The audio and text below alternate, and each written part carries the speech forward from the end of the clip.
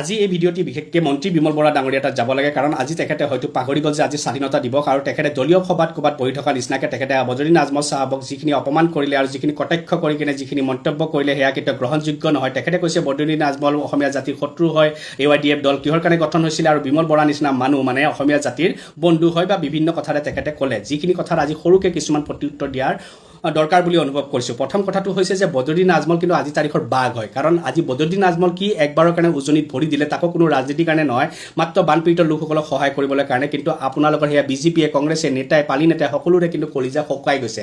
এতিয়া থাকিলে জাতিৰ প্ৰেম। ঠিক আছে বিমল বৰা ডাঙৰীয়া, আজি আপুনি বানপীড়িত লোকসকলক কিমান সহায় কৰিলে কওকচোন। আজি আপুনিতো এজন অসমীয়া জাতি, অসমীয়া মানুহ। আজি যদি আপোনাৰ সম্পত্তি তালিকা চোৱা যায় তেতিয়াহ'লে আজি কোটি কোটি টকাৰ সম্পত্তি তালিকা ওলাব। বিলাসী বাহনত যদি আজি তালিকা চোৱা যায় আপোনালোকৰ কোটি কোটি টকাৰ বিলাসী বাহন ওলাব।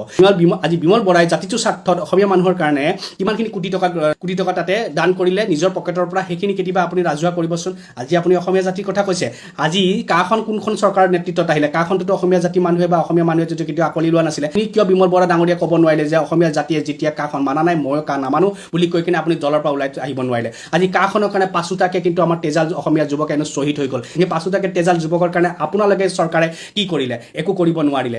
আজি 6 নং দফাৰ কাৰণে কাৰ্যকৰী কৰাৰ কাৰণে কিমান মানুহে কৈ আছে, আপোনালোকে কি কৰিব পাৰিছে? একো কৰিব পৰা নাই। আজি 6 জনীগোষ্ঠীকৰণ কৰিবলৈ কাৰণে আজি যেতিয়া মানুহসকলে আজি কিমান আমাৰ অসমীয়া মানুহসকলে আন্দোলন কৰি আছে, কিন্তু আজিলৈ আপোনালোকে 6 জনীগোষ্ঠীকৰণটো আপোনালোকে কৰি দিবলৈ পৰা নাই। আজি আপোনালোকে মাত্ৰ অসমীয়া জাতি, অসমীয়া মানুহখিনিৰ আৱেগক লৈ কিনে আপোনালোকে মাত্ৰ খেলি আছে। আজি আপোনালোকে মাত্ৰ অসমীয়া মিয়াৰ ভয় দেখুৱাই কিনে আপোনালোকে মাত্ৰ আপোনালোকৰ বিলাসী জীৱন কটাই আছে। আপোনালোকে কিন্তু সঁচা অৰ্থত জাতিটোৰ কাৰণে কিন্তু আপোনালোকে একো কৰা নাই। যদি জাতিটোৰ কাৰণে যদি আপোনালোকে কৰিলেহেঁতেন তেতিয়াহ'লে আজি অসমীয়া জাতি আৰু অসমখন আজি বহুত আগুৱাই গ'লেহেঁতেন। আৰু যদি নকৰে এনেকৈ বদৰুদ্দিন আজমলক নাম লৈ লৈ ৰাজনীতি কৰি থাকিব। আৰু এতিয়া ৰাইজে বুজি পাইছে, ৰাইজে এতিয়া তাৰে প্ৰত্যুত্তৰ আপোনালোকক লাহে লাহে দিব। জয় অসম। এজন মহাপণ্ডিতে স্বাধীনতা দিৱসৰ ভাষণত গৈ পেলাই বদৰুদ্দিন আজমলে বানপানীত কাক কিমান টকা দিলে, কোনে সেৱা কৰিলে সেইবোৰ কথা কৈছে। আৰে ডাঙৰীয়া, এখন 15 আগষ্টৰ ভাষণ, এইটো নিৰ্বাচনী ভাষণ নহয়। নিজৰ মন্ত্ৰিত্বৰ যোনটো মৰ্যাদা সেইটো বজাই ৰাখিব লাগে ডাঙৰীয়া। ইমান নিম্ন মানদণ্ডৰ, ইমান এইটো কি থিংকিং প্ৰচেছটো কি? তাৰমানে আপুনিতো নিৰ্বাচনী ভাষণ দিবলৈ যোৱা নাই, আপুনি ভোট ভিক্ষা কৰিবলৈ যোৱা নাই। আপুনি এখন স্বাধীন দেশত, গণতান্ত্ৰিক দেশত, এখন ছেকুলাৰ ডেমক্ৰেচিত, এখন ধৰ্মনিৰপেক্ষ দেশত সংবিধানৰ শপত খাই আপুনি মন্ত্ৰিত্ব লৈছে সকলোৰে ৰাইজৰ আগত। আপুনি গৈ পেলাই তাতে বদৰুদ্দিন আজমলক এনেকুৱা কৰিব লাগে, তেনেকুৱা কৰিব লাগে, অসমীয়া এনেকুৱা কৰিব লাগে, তাৰপিছত আপোনাৰ 855 জন শ্বহীদ, এইবোৰ কি গাইছে আপুনি? মোৰ এনেকুৱা লাগিছে আপোনাক যদি দুটামান প্ৰশ্ন সোধে স্বাধীনতা দিৱসৰ ওপৰত, আপুনি হয়তো সেইটোও ক'ব নোৱাৰিব। আপোনাৰ আচলতে কোনো প্ৰিপেয়াৰেশ্যনেই নাই। আপুনি যে ভাষণটো দিব, ভাষণটো দিয়াৰ আগত প্ৰিপেয়াৰেশ্যন কৰে, কি কি ক'ব লাগিব, মোৰ ভাষণটো কিমান তত্ত্বগধুৰ হয়, কিমান সাৰুৱা হয়। স্বাধীনতা দিৱসত সাৰুৱা ভাষণ দিয়ে, তত্ত্বগধুৰ ভাষণ দিয়ে, ইণ্টেলেকচুৱেল টাইপ ভাষণ কিছুমান দিয়ে, ভাল ভাল কথা কয়। যিহেতু এইটো এটা পবিত্ৰ দিনত বেলেগ ধৰ্মৰ মানুহক, ইটোৱে সিটো ধৰ্মৰ মানুহৰ প্ৰতি ঘৃণাৰ ভাৱ নিবিয়পায়। এইখিনি কথা আপুনি নিশ্চয় জানে চাগে। আজি ৰাজনীতিৰ মানদণ্ডটো কোনটো লেভেল পাইছেগে? আপুনি যি ধৰণে কথা কৈছে সেইটোতো নিৰ্বাচনী ভাষণ দিছে।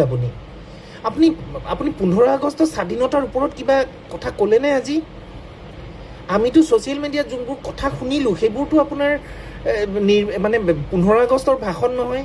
সেই মানে সভাখনত মুছলিম মানুহ আছে, হিন্দু মানুহ আছে, মেবি আজমল ডাঙৰীয়াই দান দিয়া কিছুমান মানুহো থাকিব পাৰে বা কিছুমান ষ্টুডেণ্ট থাকিব পাৰে।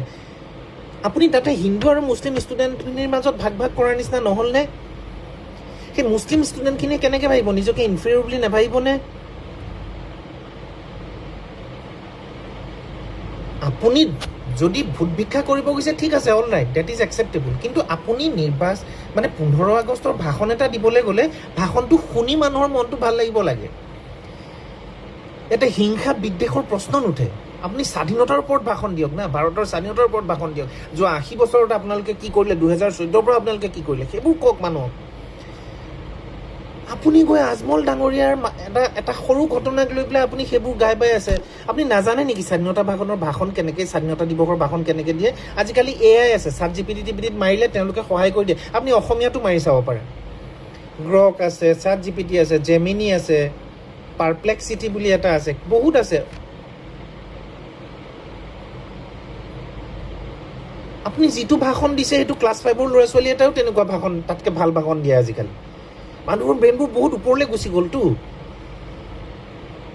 আমি সৰুৰ পৰা যেতিয়া স্বাধীনতা দিৱসৰ যেতিয়া পেৰেড পাতে, আমি খুব ইণ্টাৰেষ্ট, মানে আমি সৰুৰ পৰা আমি যাওঁ, মানে তাত ভাল ভাল কথা কয়, ধুনীয়া ধুনীয়া কথা কয়। আৰু আজি আপুনি স্বাধীনতা দিৱসৰ ভাষণত, ধৰ্মন্ত্ৰীৰ পক্ষে এখন দেশৰ ভাষণত আপুনি যি ধৰণৰ ভাষণ দিলে, সেইটোতো ছেকুলাৰ কাণ্ট্ৰিৰ মানুহে ভাষণ নিদিয়ে। আপুনি নিজে চিন্তা কৰিবচোন, আপুনি নিজে চাই পেলাই ভাষণটো এনালাইচিছ কৰিব। ধন্যবাদ। আজিৰ বৰ্তমান অসমত সংবাদ মাধ্যমত শিৰোনাম দখল কৰা, অসমৰ ৰাইজৰ মাজত বিশেষভাৱে প্ৰভাৱশালী হৈ পৰা সেই ব্যক্তিজন কোন? আপোনালোকে নিশ্চয় ধৰিব পাৰিছে মই কাৰ কথা ক'বলৈ গৈ আছো। আপোনালোকে যাৰ কথা ভাবিছে, হয়, সেইজনৰে কথা ক'ব বিচাৰিছো। আজি 15 আগষ্ট, ভাৰতৰ স্বাধীন দিৱস। আজিৰ এই স্বাধীনতা দিৱসত এটা নতুন ৰূপ দেখিবলৈ পালোঁ, যিটো ৰূপ আমি সচৰাচৰ দিল্লীত দেখিবলৈ পাওঁ। আজি সেই ৰূপটো অসমত দেখিবলৈ পালোঁ। এজন বিশেষ ব্যক্তিয়ে দেখুৱালে। ভিডিঅ'টো আপোনালোকে চাই লওক। আপোনালোকে বিশ্বাস নকৰিব, এই দৃশ্যটো দেখি মই আচৰিত হৈ পৰিছোঁ। সকলোৱে এবাৰ ভিডিঅ'টো শ্বেয়াৰ কৰিব। এখন চৰকাৰে কৰিব নোৱাৰা কাম কৰি দেখুৱালে বদৰুদ্দিন আজমলে। 15 আগষ্ট উপলক্ষে প্ৰায় 10-15 হাজাৰ ছাত্ৰ ছাত্ৰীক লগত লৈ গণতান্ত্ৰিক দিৱস উদযাপন কৰিলে। আপোনালোকৰো হয়তো মনত প্ৰশ্ন উদয় হৈছে, কিমান লাখ লাখ টকা খৰচা কৰিলে বুলি। কিন্তু এইজন মানুহৰ বাবে আজি আমি অসমবাসীয়ে গম পালোঁ, এই মানুহজনে কেতিয়াও পইচাৰ বাবে স্তব্ধ হৈ নৰয়। মই ভাবোঁ এখেতৰ একমাত্ৰ উদ্দেশ্য ছাত্ৰ ছাত্ৰীসকলক দেশৰ প্ৰেম যোগাই তোলাৰ এক নতুন প্ৰচেষ্টা, দেশখনৰ বাবে উৎসাহিত কৰা, দেশৰ বাবে প্ৰেম যোগাই তোলা। আজিৰ এই বিশেষ দিনটোত মই মিষ্টাৰ বদৰুদ্দিন আজমলক চেলুট জনাইছোঁ। আৰু মই ভাবোঁ অসমৰ একাংশ নেতা মন্ত্ৰীক দেখাইছে, জ্বলাইছে বদৰুদ্দিন আজমল টকাৰো দুখীয়া নহয় আৰু মনৰো দুখীয়া নহয় বুলি। আৰু মই ভাবোঁ অসমৰ কোনো নেতা মন্ত্ৰীক বদৰুদ্দিন আজমলে এক পইচাৰো কেৰাত নকৰে। টকা থাকিলে বুলি কিন্তু সকলোৱে এইবোৰ কাম কৰিব নোৱাৰে। এইবোৰ কাম কৰিব লগা হ'লে এটা বিশাল মনৰ দৰকাৰ।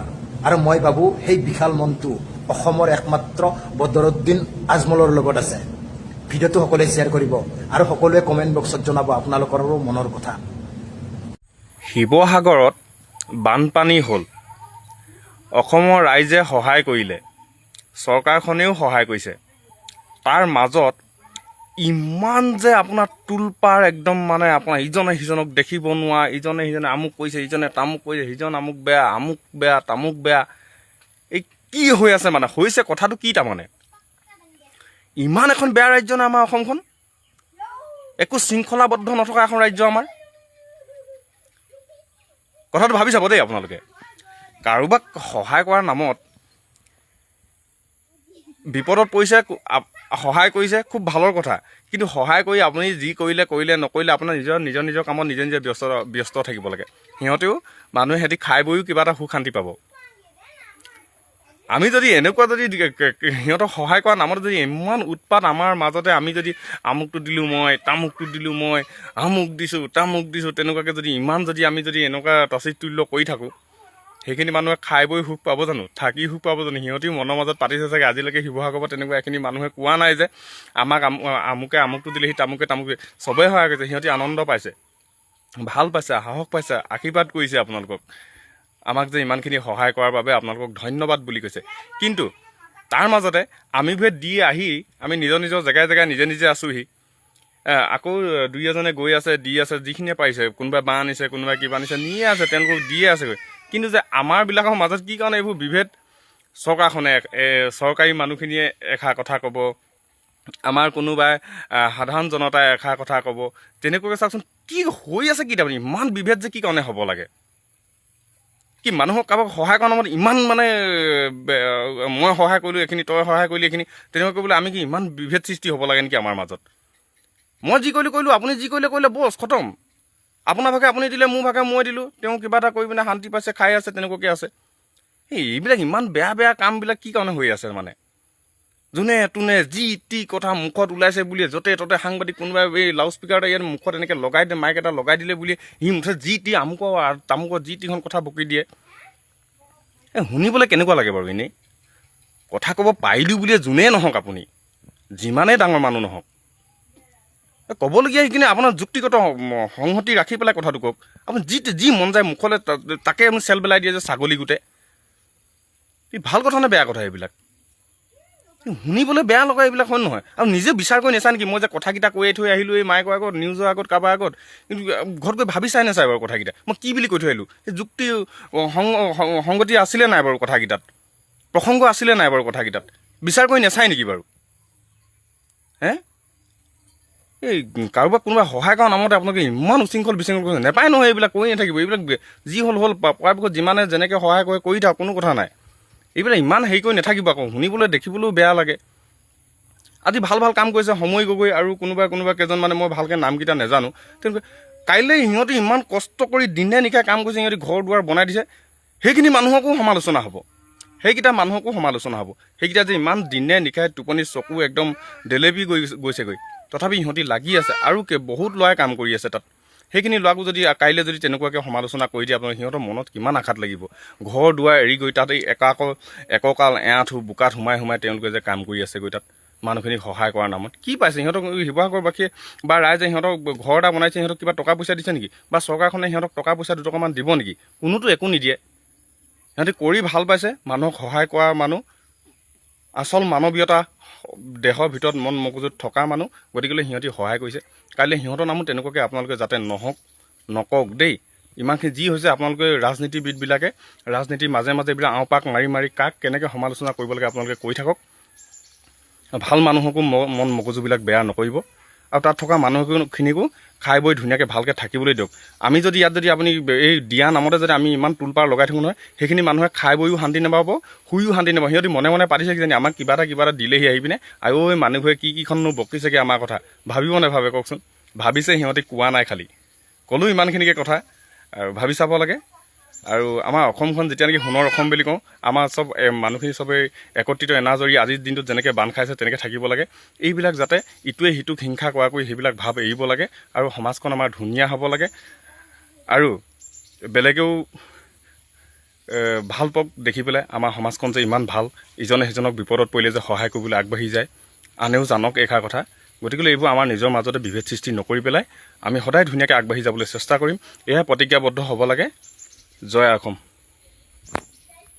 বিহুবৰ চন্তকত শিলৰ কুঁৱাৰী নাই অৰ্থাৎ তাত আপোনাৰ শিল খন্দাৰ ব্যৱস্থাও নাই তাত কয়লা খন্দাৰ ব্যৱস্থাও নাই বুলি আমাৰ মুখ্যমন্ত্ৰী ডাঙৰীয়াই বক্তব্য আগবঢ়াইছে মুখ্যমন্ত্ৰী ডাঙৰীয়া মই ভাবোঁ আপোনাৰ বয়সৰ অনুপাতে আপোনাৰ মানসিক ভাৰসাম্যতা আপোনাৰ দিনক দিনে নষ্ট হৈ গৈ আছে বা তললৈ গৈ আছে তেনে মুখ্যমন্ত্ৰী ডাঙৰীয়া বিহুবৰ চন্তক গাঁৱৰ আপোনাৰ যিবোৰ সেইবোৰ স্থানীয় বাসিন্দা সেইসকল পাগল নেকি সেইসকল মূৰ্খ নেকি সেইসকলে যে আপোনাৰ কৈছে যে ৰাতি শুবই নোৱাৰে তাত ইমানে আপোনাৰ শিলৰ ট্ৰাক বা কয়লাৰ ট্ৰাক আপোনাৰ ৰাস্তাইদি অহা যোৱা কৰিয়ে থাকে শুব নোৱাৰে আপোনাৰ সিহঁতৰ গাড়ীৰ শব্দত কয়লাৰ ট্ৰাকৰ শব্দত আপোনাৰ শিলৰ ট্ৰাকৰ শব্দত সিহঁতি শুব নোৱাৰে তেনে সেই আপোনাৰ ট্ৰাকবোৰ সেই কয়লা আপোনাৰ শিলেৰে ভৰা ট্ৰাকবোৰ ক'ৰ পৰা আহে ক'লৈ যায় আপুনি উত্তৰ দিব পাৰিব আৰু মই আপোনাক এটা গুৰুত্বপূৰ্ণ প্ৰশ্ন সুধিছোঁ মুখ্যমন্ত্ৰী ডাঙৰীয়া সেই যিটো ডাৱৰ বিস্ফোৰণৰ যে কথা আপোনালোকে কৈছিলে সেই ডাৱৰ পানীত আপোনাৰ কি পলস মিহলি হৈ থাকে নেকি তেনে সেই পলসবোৰ ক'ৰ পৰা ওলাই আহিছিলে সেই পলসটো ক'ৰ পৰা ওলালে মুখ্যমন্ত্ৰী ডাঙৰীয়া ডাৱৰ বিস্ফোৰণৰ পানীত কি পলস মিহলি হৈ থাকে নেকি আপুনি গোটেই অসমবাসী মূৰ্খ বুলি ভাবিছে নেকি তাৰ স্থানীয় বাসিন্দাই আপোনাক অপেনকৈ কৈছে সকলোকে কৈ দিছে ৰাইজক অৱগত কৰাইছে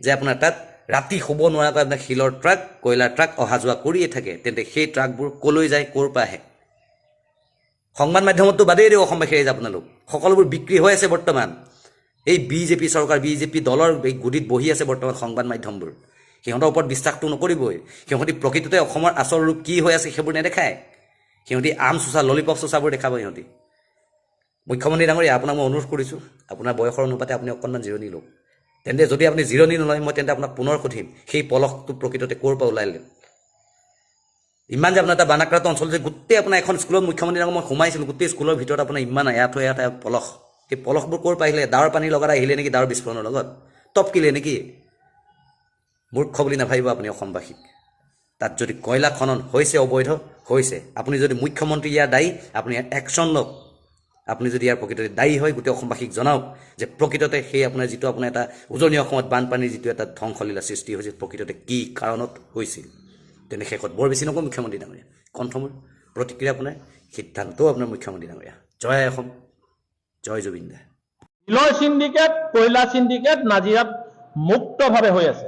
শিলৰ চিণ্ডিকেটৰ যিজন কাণ্ডাৰী সেই একেজন কাণ্ডাৰীয়ে কিন্তু কয়লাৰো কাণ্ডাৰী হয়। ভৱিষ্যত দিনত নদীখনত এটাও শিল আমি খনন কৰিবলৈ নিদিওঁ। অসমৰ দিশত চাওক, এতিয়া প্ৰথম কথা হ'ল মাননীয় মুখ্যমন্ত্ৰী ডাঙৰীয়াই কৈছে যে কয়লা অবৈধ খনন আমাৰ অসমত হোৱা নাই, কিন্তু আমি কৈছো যে কয়লা হয় আমাৰ নাগালেণ্ডৰ কয়লাত খনন হৈছে, কিন্তু আমাৰ অসমৰ যিটো আমাৰ গেলেকী ছাইড বা আমাৰ লক্ষ্মীজান ছাইড বা নাগিনীমৰা ছাইডৰ আমাৰ যিটো অসম ছাইডত কোনো অবৈধ খনন নাই, তথাপি খনন নহ'লেও কিন্তু নাগালেণ্ডত যি অবৈধ খনন হৈছে তাৰ পৰিণতি কিন্তু আজি আমাৰ অসমবাসী ৰাইজে, আজি শিৱসাগৰবাসী ৰাইজে ভুগিছে। আমি কেন্দ্ৰীয় চৰকাৰ হস্তক্ষেপ বিচাৰিছো।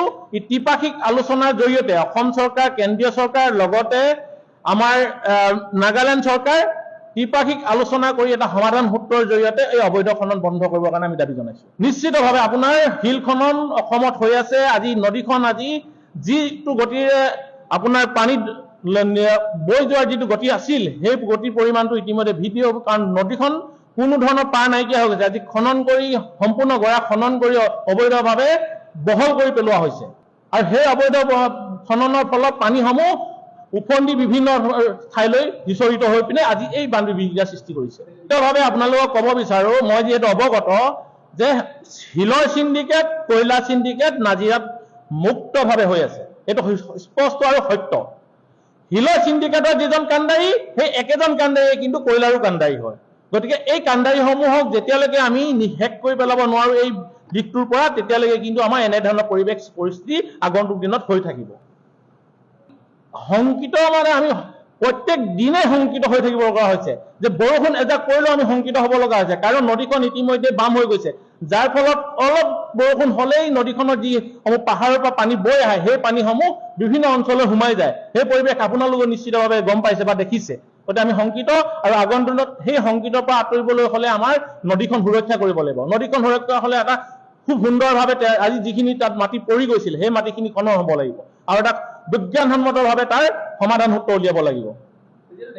আমাৰ স্পষ্ট মত, দিখৌ নদীখন আমাৰ কেৱল নদী হিচাপে আমি ধৰা নাই। দিখৌ নদীখন হৈছে আমাৰ আৱেগ আৰু আমাৰ এটা সম্পদ। গতিকে আমি সম্পদক জীয়াই ৰাখিবলৈ হ'লে আমি যি হৈ গ'ল ইতিমধ্যে আমি আৰু তাৰ আলোচনা নকৰো, কিন্তু ভৱিষ্যত দিনত নদীখনত এটাও শিল আমি খনন কৰিবলৈ নিদিওঁ। আৰু যি আটাইতকৈ আপোনালোকে জানি সুখী হ'ব, যি বৰশিলৰ ইতিহাস আছিলে সেই ইতিহাস আকৌ যেন পুনৰ ঘূৰি আহিছে সেই বিস্তীৰ্ণ অঞ্চললৈ।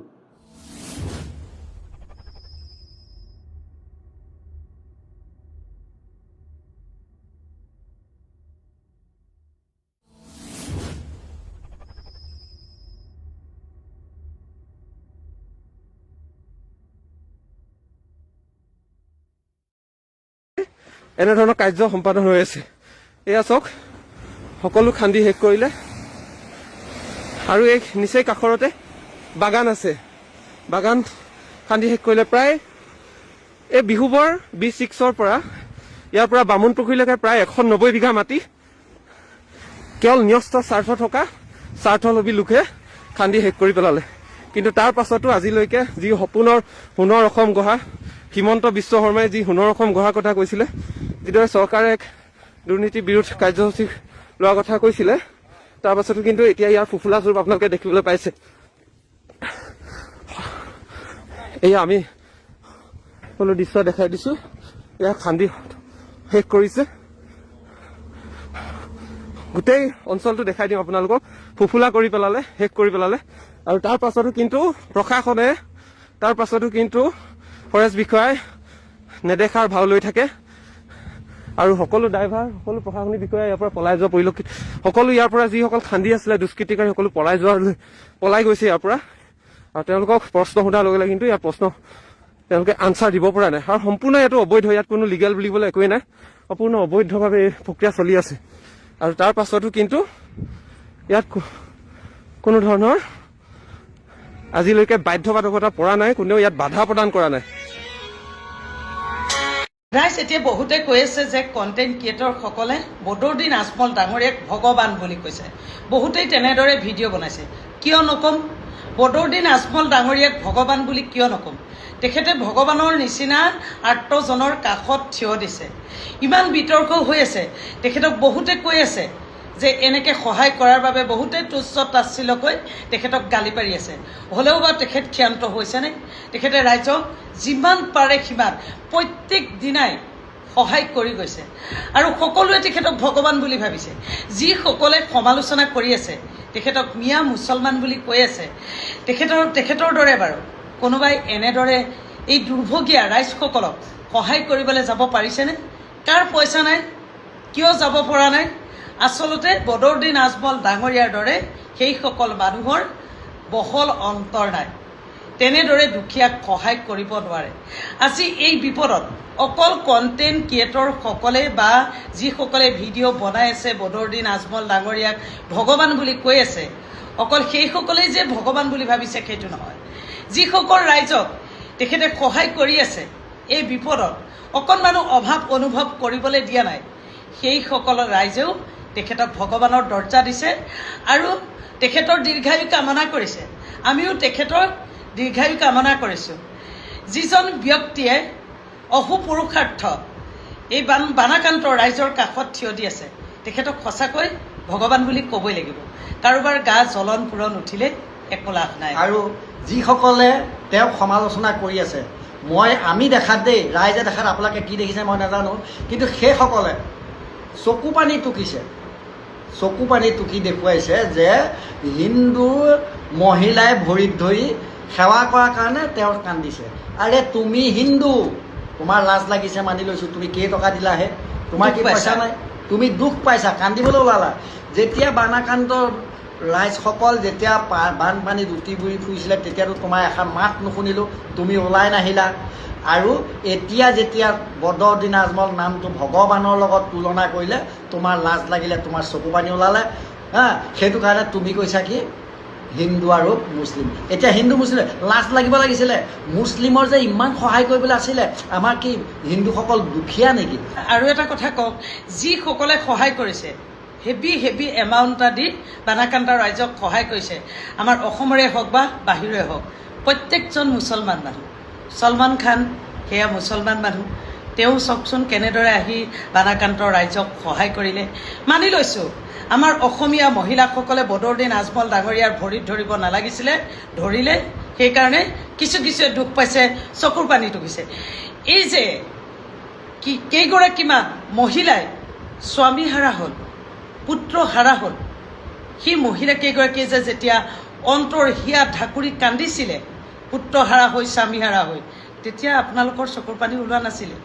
এই যে আমাৰ অসমীয়া হিন্দু মহিলা কেইগৰাকীয়ে যে কান্দিছিলে আপোনজনক হেৰুৱাই বানপানীয়ে উটুৱাই দিয়াৰ পিছত, তেতিয়া আপোনালোকৰ দুখ লগা নাছিলে? এটা ডেকা ল'ৰাই উদঙে মুদঙে সেইবিলাক কৈছিলে, সেই মোলৈ কিবা এটা আছে যদি দিয়কচোন কাপোৰ, মোৰ মালৈ দিয়ক। এজন বৃদ্ধাই কৈছিলে যে মোৰ মানুহজনীলৈ পেটিকোট এটা দিয়ক। তেতিয়া সেয়া নাই পোৱা, তেতিয়া চকু পানী নোলালে। এইবিলাক আমাৰ কণ্টেণ্ট ক্ৰিয়েটৰসকলে সহায় কৰিছেগৈ। যেতিয়া কণ্টেণ্ট ক্ৰিয়েটৰ গৈছে এজন বৃদ্ধ দেউতাৰ ওচৰলৈ, তেতিয়া সেই দেউতাজনে কৈছে যে মোৰ মানুহগৰাকীলৈ পেটিকোট এটা হ'বনে? তাতকৈ কিমান দুখৰ কথা। তেতিয়া চকু পানী নোলালে? কিবা আছেনে বাৰু তাতকৈ দুখৰ কথা? তেতিয়া যিগৰাকী কণ্টেণ্ট ক্ৰিয়েটৰ গৈছিলে, তেখেতে কৈছে যে আপোনাৰ পুত্ৰ আছেনে? আছে মোৰ পুত্ৰ, কিন্তু মাইকী লৈ আঁতৰত থাকে। কিমান দুখ লাগিছে। আৰু সেই কথাত আমাৰ যিবিলাক মানুহৰ এতিয়া দুখ লাগিছে, আমাৰ হিন্দু মহিলাসকলে বদৰুদ্দিন আজমল ডাঙৰীয়া ভৰিত ধৰি সেৱা কৰিলে, সেইসকলৰ দুখ লাগিছে, চকুৰ পানী ওলাইছে, তাতকৈ দুখৰ বিষয় একো নাই বুলি উল্লেখ কৰিছে। কিন্তু সেই সময়ত তেওঁলোকক সহায় কৰাহেঁতেন আজি বদৰুদ্দিন আজমল ডাঙৰীয়াৰ ভৰিত ধৰিবলগীয়া হ'ল। বদৰুদ্দিন আজমল ডাঙৰীয়াই 3 দিনত 70 লাখ টকা প্ৰত্যেকগৰাকী বানাকান্ত মহিলাক হাতত আগবঢ়াই দিছে। কিয় আপোনালোকে পৰা নাই? এনেদৰে যে সমালোচনা কৰিছে। গতিকে দুখ কৰি লাভ নাই। যিজনে আৰ্তজনৰ ওচৰত থিয় দিছে, দুখত সমভাগী হৈছে, তেওঁক ভগৱানৰ দৰে ভাবিবই লাগিব। সেয়া কণ্টেণ্ট ক্ৰিয়েটৰ বুলি নহয়, ফেচবুকত ভিডিঅ' দিয়া মানুহ বুলি নহয়, আৰু সেয়া যিসকল বানাক্ৰান্ত ৰাইজ সেয়া বুলি নহয়, সকলোৱে। কিন্তু সঁচা কথাটো আমি ক'বই লাগিব। তেখেতে যিখিনি ভাল কাম কৰিছে, ৰাইজৰ অন্তৰ জয় কৰিব পাৰিছে, আৰু সেইজনক ভগৱান নকৈ কাক ক'ব বাৰু? আপোনালোকে ক'বচোন বাৰু যদি এই ভিডিঅ'টো পাইছে। আৰু ভগৱান বুলি এতিয়া সেইসকলক নকৈ এতিয়া আমি কণ্টেণ্ট ক্ৰিয়েটৰসকলে ক'ব লাগিছিলে, এই যিজনে যে চকু পানী ওলাইছিলে তেওঁ দুখ পাইছিলে, যি নেকি 5 টকা পইচা এটা আজিলৈকে আগবঢ়াই দিব পৰা নাই। গতিকে তেওঁ কিন্তু কোটিপতি মানুহ আকৌ দেই, তেওঁ 1 কোটি টকা দিলে তেওঁৰ গা মোৰ মেডালো নাযায়, কিন্তু তেওঁ দিব নোৱাৰিলে, তেওঁ অন্তৰেই নাই। তেওঁ মৰম দয়া বোলা বস্তুটোৱে এটা হিন্দু নহয়। হিন্দু মহিলাই বদৰুদ্দিন আজমল ডাঙৰীয়াৰ ভৰিত ধৰিলে। আৰু এটা কথা এইখিনিতে কৈ দিওঁ, এজনে গালত চৰিয়াইছে, কি লাভ আছে? আপুনি কি সহায় কৰি দেখুৱালে ৰাইজক? মেৰিগোলৰ পেকেট এটা দিয়া নাই। সেইখিনি আমি আপোনাৰ পৰা যে ৰাইজে সহায় পাইছে, কিবা এটা আপুনি গৈ থিয় দিছে, সেইখিনি দেখিবলৈ নাপালোঁ। যেতিয়াই বদৰুদ্দিন আজমল ডাঙৰীয়াই ৰাইজক সহায় কৰিলে নিজৰ গাঁঠিৰ ধন দি, আৰু ৰাইজে ভৰিত ধৰিলে, আৰু সেইখিনিতে কি কৈছে?